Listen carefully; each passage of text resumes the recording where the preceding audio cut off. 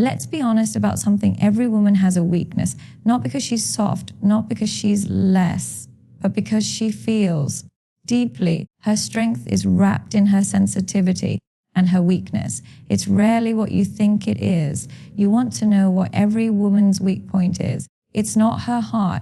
It's not her love. It's not her kindness.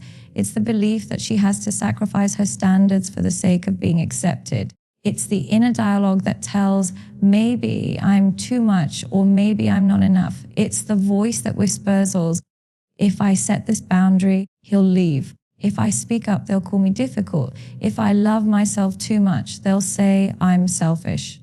That's the weakness. 1. That overthinking, that quiet apologizing, that shrinking, that compromising of her divine worth for temporary validation. The world doesn't always reward a woman who says no, but trust me, a woman's true weakness is not her softness.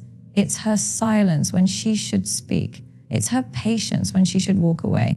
It's her overgiving, overproving, overloving in spaces that don't deserve it. Let's be real. Society has trained women to be nurturing, agreeable, kind, and those traits are beautiful until they're used against her. A woman's weakness is when she forgets that she is the prize, when she starts chasing instead of choosing, when she lowers her energy just to match someone who hasn't even earned a seat in her presence.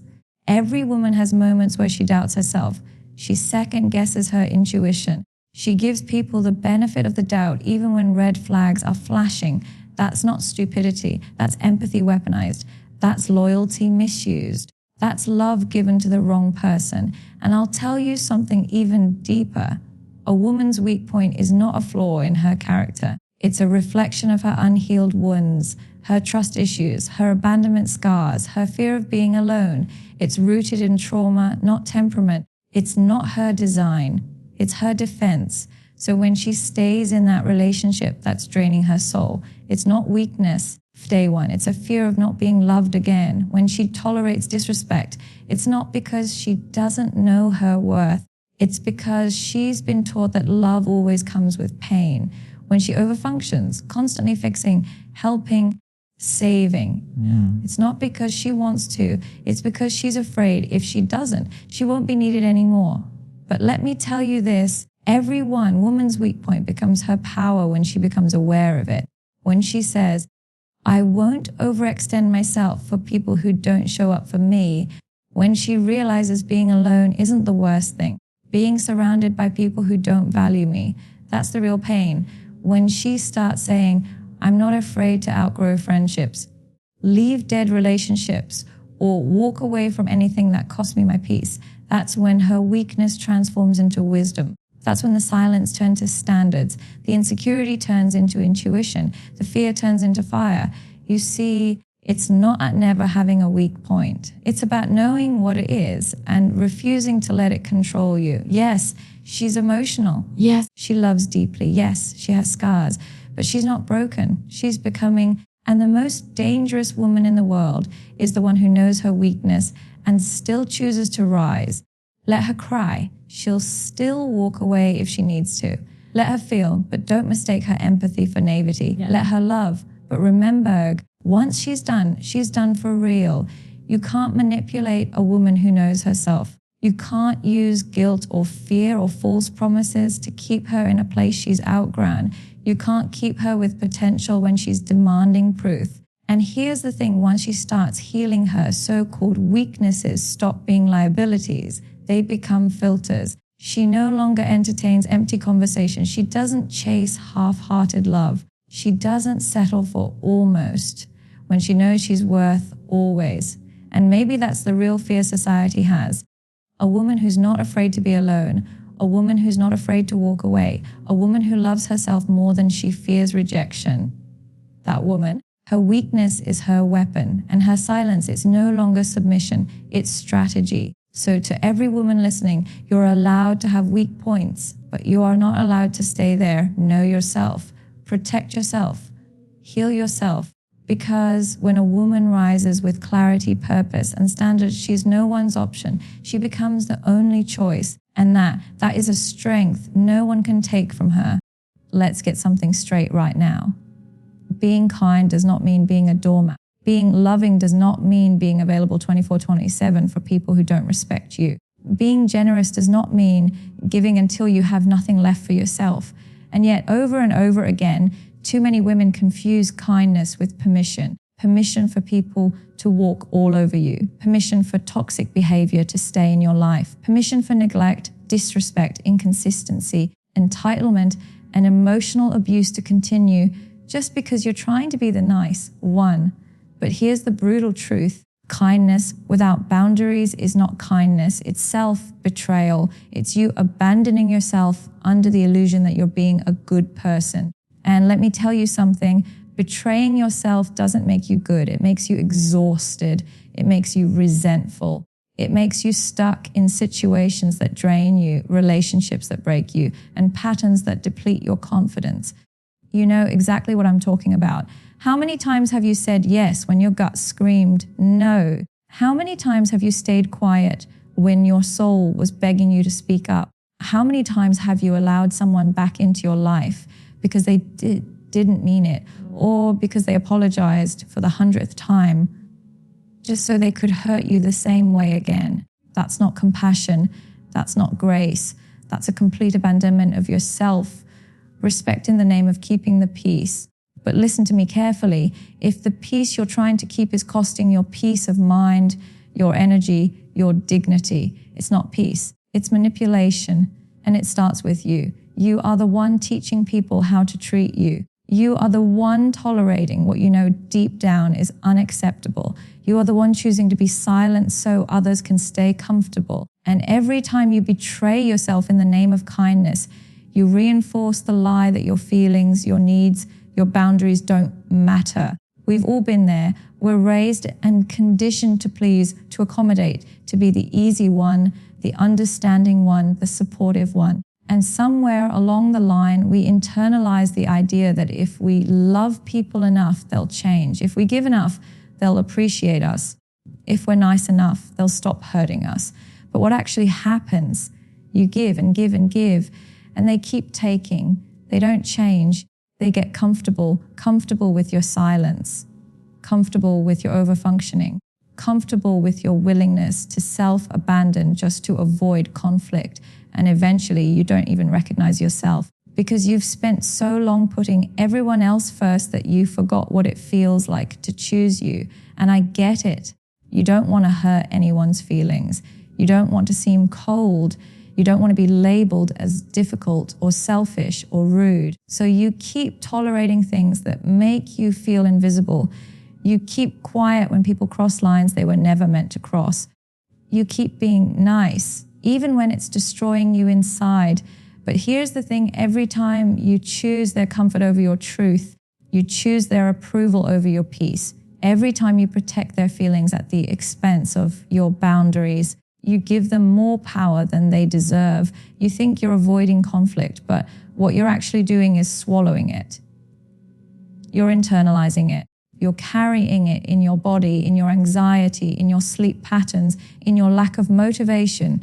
You think your people pleasing is harmless, but it's not. It's self-harm dressed up in a smile. It's emotional suffocation disguised as maturity. You're putting yourself in a mental prison, handing the key to people who don't even notice they've locked you up. And at some point, you have to ask yourself, who am I really being kind to? Because it's not you. You're not being kind to yourself by staying in relationships that rob you of your peace. You're not being kind to yourself by overextending for people who give you nothing in return. You're not being kind to yourself by pretending everything is okay when it clearly isn't. That's not kindness. That's fear of being alone, fear of being misunderstood, fear of disappointing others. And as long as you keep letting that fear drive you, you will continue to betray yourself under the mask of doing the right thing. But what if the right thing is choosing you? What if the most powerful act of kindness you could ever commit is the one you offer yourself?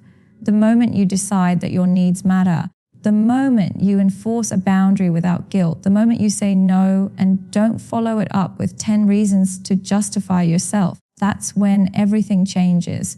Because when you stop betraying yourself, you start attracting people who actually value you.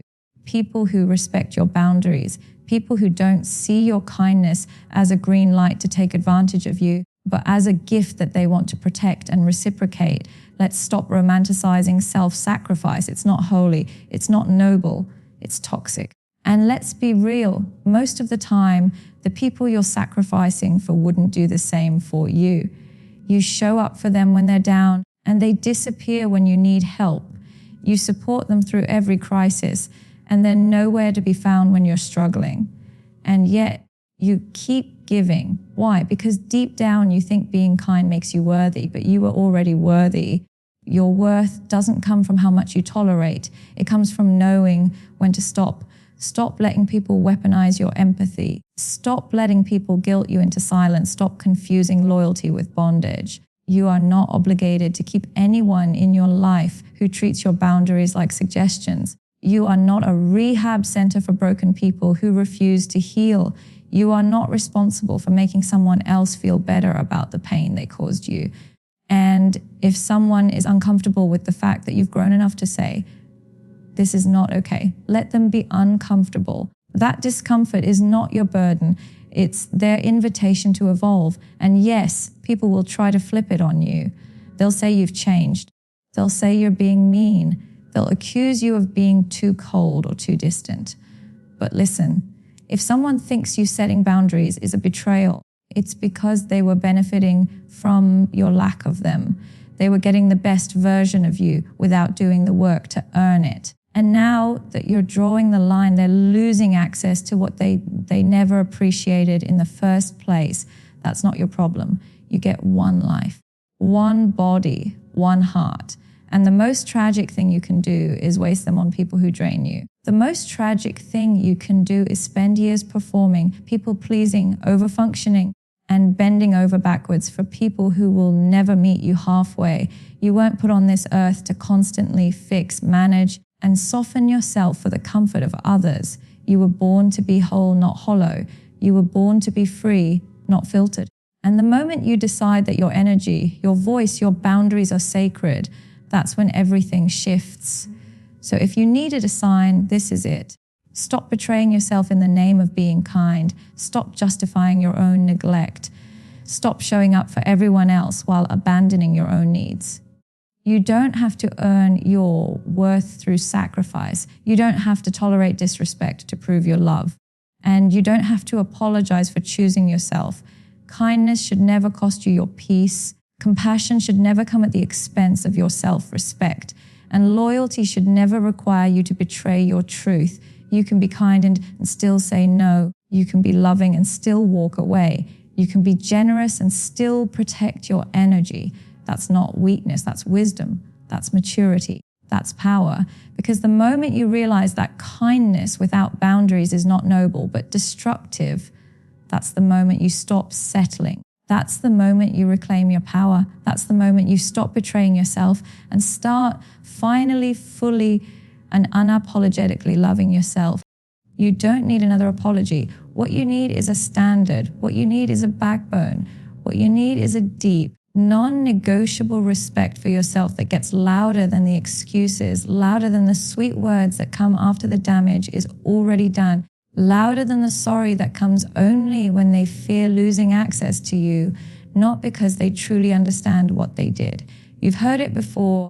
I'm sorry, it won't happen again. And then it happens again and again. At some point, you've got to stop listening to what people say and start watching what they do. The most powerful move you will ever make in your life is when you decide that your self-respect will be the final word.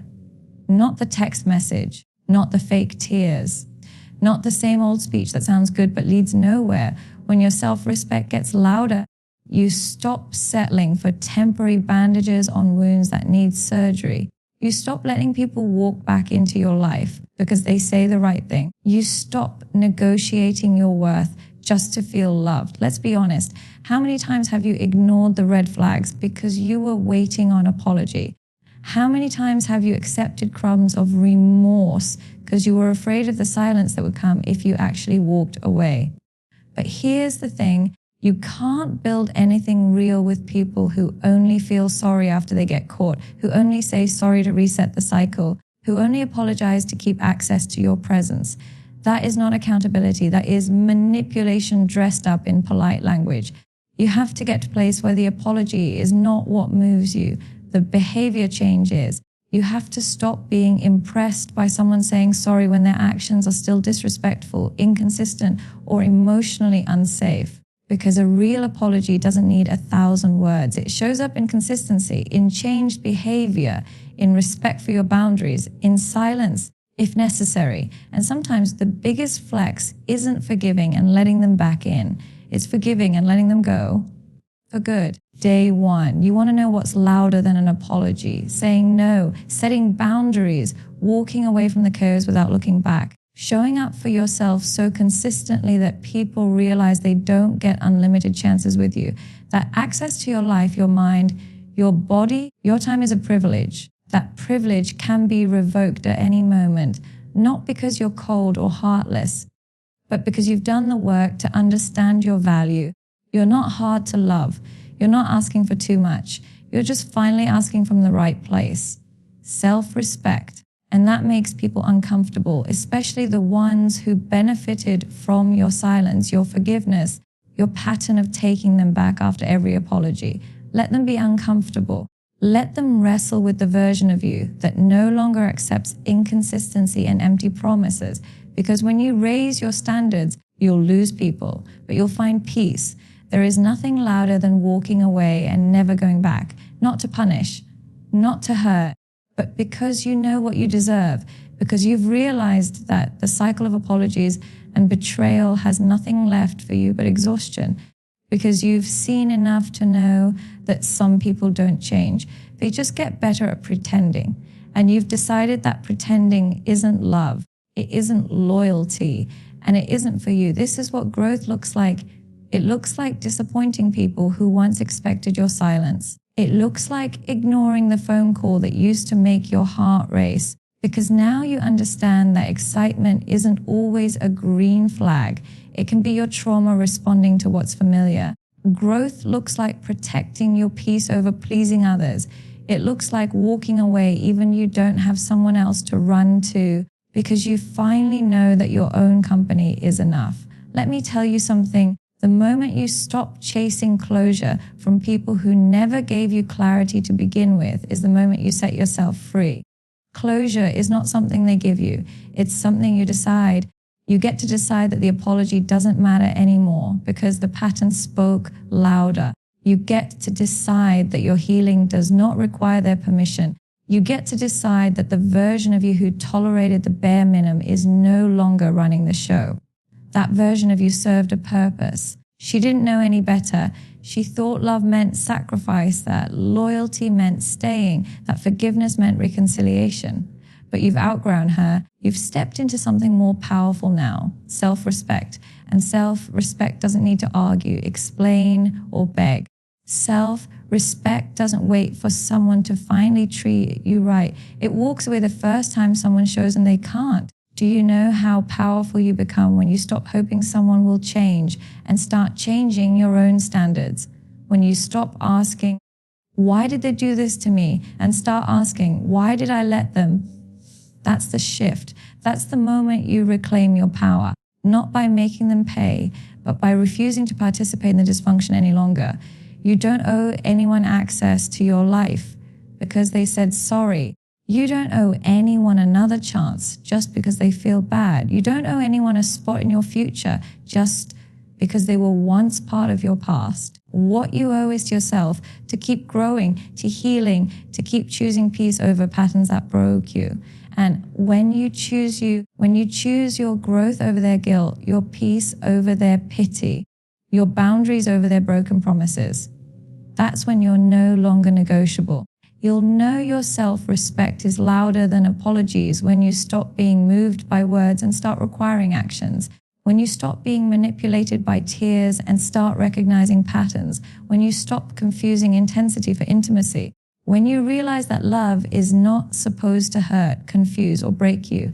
That love isn't real if it's only felt after the damage is done. Apologies are words. Self-respect is action. And action is where the truth lives. So when someone shows you who they are, Believe them, not when they apologize, but when they repeat the behavior. And then ask yourself, what part of me still thinks this is okay? What part of me needs healing so badly that I'm willing to keep betraying myself just to feel loved? That's where the real work begins. In the mirror, in the silence, in the moment you decide that no one else is going to save you but you, that no one else is responsible for your healing, your boundaries, your choices, but you. That's power, that's self-respect, and that's what will change your life. When you finally understand your worth, the apology doesn't even matter anymore. You don't need the apology to move on. You don't need it to forgive. You don't need it to rebuild, because your growth is not about them. It's about you. It's about becoming the kind of person who no longer stays in rooms where they have to beg to be heard. It's about becoming the kind of woman who walks away not because she's bitter, but because she's wise. Self-respect doesn't make you hard. It makes you clear. It doesn't mean you're unforgiving. It means you're not forgetful. It means you've learned. It means you've seen what happens when you ignore your gut. It means you're not willing to sacrifice your mental health, your joy, your clarity, just to make someone else feel comfortable in their chaos. And when people start realizing that the old version of you, the one who kept coming back, the one who never said no, the one who kept hoping, is gone, they're going to try to re-enter. They're going to apologize. They're going to tell you everything you wanted to hear back when you were still desperate to hear it. But you're not her anymore. Flags from day one. You're the woman who doesn't need closure. You're the woman who doesn't need another apology. From day one, you're the woman who doesn't need permission to leave what doesn't serve her, because you've got self-respect now, and that's louder than any words they could ever say.